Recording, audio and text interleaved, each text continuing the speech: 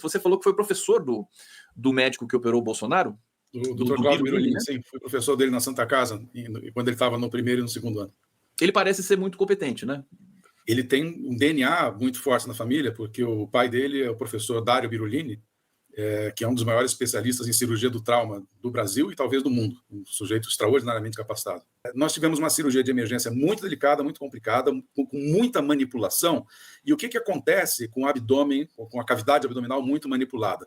Formam-se processos inflamatórios de cicatrização, e esses processos inflamatórios podem gerar fibroses que causam uma aderência entre alças intestinais. Alças intestinais que normalmente escorregam dentro da cavidade abdominal, porque ela é coberta por uma serose, uma camada muito fininha, chamada peritônio, e tem uma pequena quantidade de um líquido lubrificante que preenche toda essa cavidade virtual. Então, as alças e as vísceras têm uma liberdade de deslizar e de se movimentar, que é o que elas precisam para o processo de digestão e de absorção, enfim, tudo aquilo que envolve a função intestinal. Quando você forma uma fibrose, ou você forma nesifibrose, você tem um ponto onde a alça está presa, né? E dependendo da configuração do movimento das alças, eventualmente você pode ter uma dobradura de uma alça que está aderida, né? E eventualmente uma alça se insinua por um anel de fibrose, né? Está aqui um anel de fibrose, a alça se insinua, e no momento em que ela faz isso, ela fica presa e ela começa a edemaciar, ela começa a entrar em sofrimento. Isso causa uma dor muito grande e um quadro de oclusão ou suboclusão intestinal, que pode acontecer geralmente numa alça de Delgado, de intestino delgado, que é uma parte do intestino que tem 3,5 metros de comprimento, e ela é toda enovelada na cavidade abdominal. Essas aderências podem acontecer entre alças, podem acontecer entre alças e a parede abdominal, pode acontecer entre alças e outra víscera abdominal, como o fígado, eventualmente o próprio estômago, eventualmente, no caso de mulher, por exemplo, aderir uma alça no útero, como eu vi um caso uma vez de uma suboclusão por aderência da alça em um útero que tinha sido vítima de um processo inflamatório muito intenso. Então, essa complicação de suboclusão intestinal é uma complicação muito possível e previsível num paciente que teve a cavidade muito, muito manipulada. Aí o que aconteceu? Ele, poucos dias depois da primeira cirurgia, teve uma infecção, teve uma peritonite, ou seja, mais inflamação do peritônio. Eu não me lembro exatamente muito bem, mas acho que ali ele fez uma nova cirurgia para drenar a cavidade peritoneal. Essa de ontem foi a 7ª. Pois é, exatamente, né? Porque esses quadros ficam realmente se repetindo, vira um paciente crônico, né? Que pode ter uma intercorrência desse tipo. Dessa última vez, foi feita uma tentativa de descompressão do intestino através da sonda nasogástrica. A sonda nasogástrica permite a drenagem do excesso de líquido, e aquelas alças que estão inchadas pela suboclusão têm a oportunidade, eventualmente, de esvaziar e desfazer a suboclusão. Então, sempre se tenta resolver isso com a sonda nasogástrica, com alívio do tubo digestivo.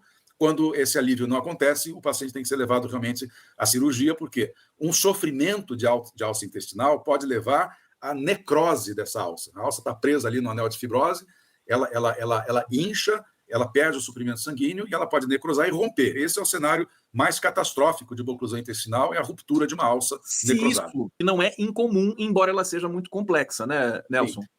Ela é complexa porque você desfazer a aderência entre duas alças intestinais é extremamente delicado. Quem nunca viu uma alça intestinal ao vivo e manipulou ela com o paciente aberto, não tem ideia de como isso é delicado e como é complicado você desfazer uma aderência. Como é que... Desculpa, querido, mas como é que desfaz uma aderência? Você tem dois tubos muito maleáveis e muito flexíveis grudados. Você tem que entrar com bisturi ou com a tesourinha delicadamente desfazer essa cola sem lesar um lado ou outro da alça. Então, os movimentos intestinais praticamente cessam, o paciente é totalmente incapaz de ser alimentado ou hidratado por boca. Essa fase do pós-operatório é tudo por hidratação venosa e nutrição também por veia, até que o intestino volte a dar sinais, entre aspas, sinais de vida, começa a se movimentar, o paciente volta a eliminar gases e fezes depois de 2 a 3 dias, e aí você reintroduz gradativamente a alimentação. Mas é um paciente que ficou 12 horas sob anestesia geral, teve muita manipulação abdominal. A gente não sabe com detalhe, certamente, se aconteceu algum incidente ali, acho que certamente o cirurgião não relataria isso para não alarmar as pessoas, então a gente não sabe. O que a gente sabe, sim, que foram 12 horas de cirurgia. A única coisa que já dá para saber é que as coisas não foram fáceis e era previsível que não fossem, né? Justamente por causa do passado do paciente. Nesse pós-operatório, envolve um repouso prolongado. Esse repouso prolongado aumenta o risco de coagulopatias, ou seja, favorece a formação de coágulos no sistema venoso. Isso é um perigo muito grande, então o paciente tem que ser anticoagulado, essa anticoagulação tem que ser monitorada.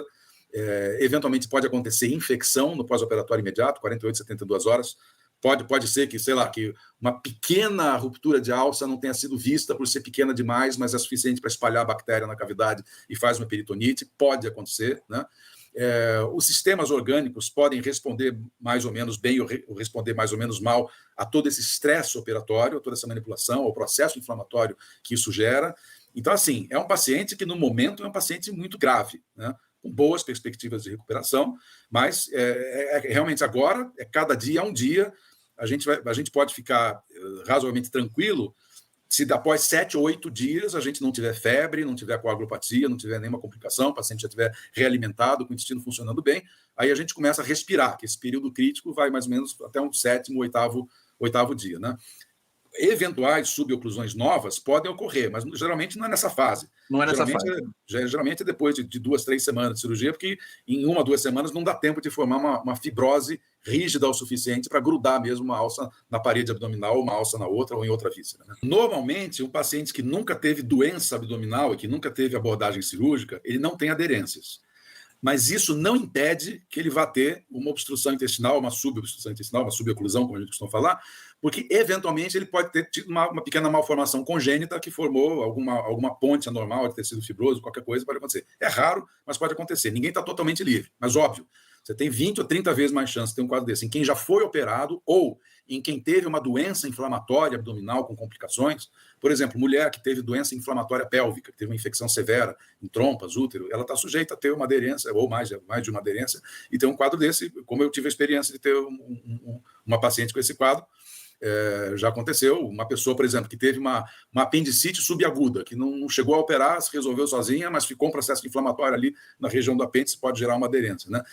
A palavra mágica aí é inflamação. Inflamou dentro da cavidade, está sujeito ao risco de ter uma complicação. Aliás, vou dizer uma coisa para vocês.